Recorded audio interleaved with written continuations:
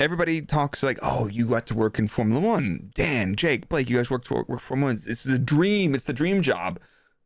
What were some of the highs? What were some of like the really like the great moments that you remember? Dan, you're gonna have to go first. What was like one of those moments you're like, mate, this is pretty fucking cool? Round about the summer of 2021, I think, where I thought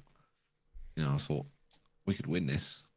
Like there was that sort of sense of trepidation, like this could be on. This could be on because I joined in sort of the end of 2015, 2016. So I never saw any of the original championships. No.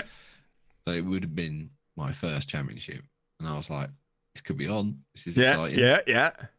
So yeah, I think that was probably the highest point for me, was it? I think, yeah, probably. I reckon not when I was probably the happiest. Not the championship itself, but the prospect that it was actually on and like that level of hype that was building up and the tension. I mean, the highest point was absolutely winning the championship. But if I say that, then I get slandered on Twitter for celebrating a fake win and all that. So clip it, fraud. But like, come on, it's completely on brand. It's completely on brand. Yeah, well, at least someone from Stevenage got to hold the championship trophy in 2021. Do you reckon Crofty held it as well? At any point? Just take the hat off quickly. Yeah. Jake, if you're on audio, if you're on the audio, Jake's just taking his hat off and he's gone back to his socks. Because it's got no relevance to what we're talking about. Yeah, exactly. Cool. Swapped out and There Jake's we go. Jake's back in the socks hat. But what about you? Like a high point? High point. I don't. It was probably being able to, because I was wearing the lovely shirt that Dan is wearing. I was wearing it in a pub under another t-shirt. Okay, the swampy t-shirt under another t-shirt. The muggy t-shirt. Yeah, that was during that race that year that happened. That thing that we don't tend to talk about. And I was in a pub in Soho, I think it was, to watch it. And wait, the finale. Yeah, because we booked I double booked Winter Wonderland, so obviously I had my priorities in order. So we weren't a million miles away from getting to Hyde Park to go to it, but yeah, I had the white Honda Special Edition T-shirt on under another T-shirt just in case it didn't pan out. Because it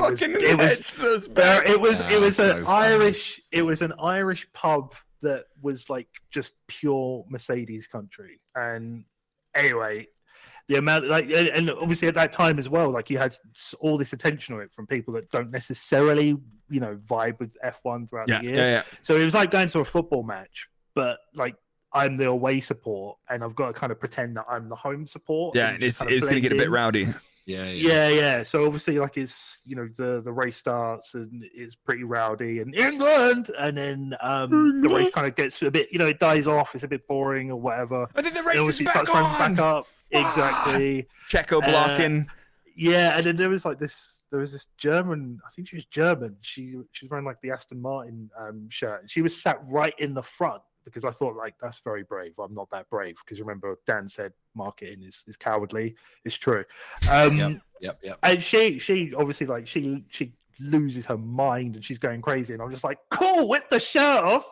It was a joke. Yeah, like, so it was pretty cool. That was a pretty euphoric moment. Got on the tube, walked out of there, and went to Winter Wonderland. Had the greatest time. Did it faze you at the time how controversial that was going to become? Not to say right, wrong, the other, but like, did that faze you at that time? Because I didn't. I'm sat there. I was watching that race with probably 20 people from my stream community in Discord, and we were all watching it, talking about it. And like there was Mercedes fans, there's Ferrari fans, and a lot of my friends are Dutch and Max fans as well. But it was super emotional because it was. I was I had just checked out at the end of that last race, and that was the end of my term. Like I didn't get to pick when my last day was, and I was like, I want to do something else. Like, cool, well, your last day is here. So I got to enjoy the Abu Dhabi Grand Prix from home, and like I knew it was a little bit of a shit fight going on, but I didn't realize like the severity and the context of what happened. Because I was like, because it's super... neither did I. Because we couldn't hear in the pub, so like the commentary like would kind of be there, then it wouldn't be there, and people making noise. So it was just kind of like something's happening. Yeah. But it would been the same thing, and especially because I've tried to explain this to people so many times now. But if you kind of put yourself in, I joined Red Bull just after Baku and Max kicking the tire, because when I did my interview, I was walking around the factory and the car had just come back and was in bits, and you know, I was like kind of losing my mind because the car was right there and I was physically touching it. And then getting told, you know, careful, carbon has like splinters and they're really hard and painful to get out. That's quite funny because my interview, when I was there, it was Danny Kvyat's 2015 Japanese Grand Prix chassis that he shunted and rolled it in free practice, I think it was, wasn't it? Maybe it's like a trend. Yeah, maybe that's when they put interviews in. Maybe they put interviews in then. Did I tell you what I did? Like, because that was a pretty scary crash. And as soon as he was back from the medical center and he was like all clear, like everything was totally fine, they're going to rebuild the spare.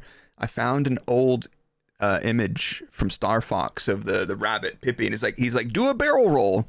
So I just photoshopped it on top of Danny's car doing a barrel roll. Oh.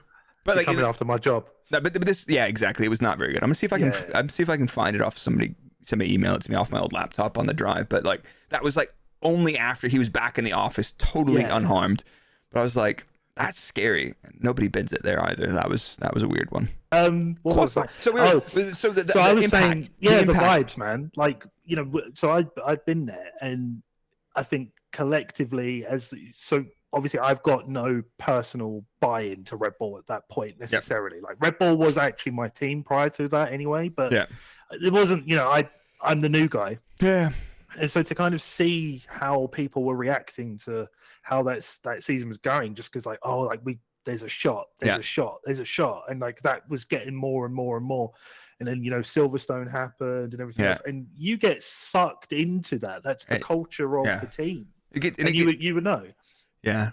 I like until last year though, I avoided Twitter. Like when I was at the track and everything was going on and like I didn't use Twitter, and I avoided like so much damage to my brain from not being on Twitter for that while. Now, you know, obviously now F1 Twitter is much bigger, but it's like if anybody's, you know, you wake up and you're not feeling great and you just get out of bed and you check F1 Twitter first thing, don't.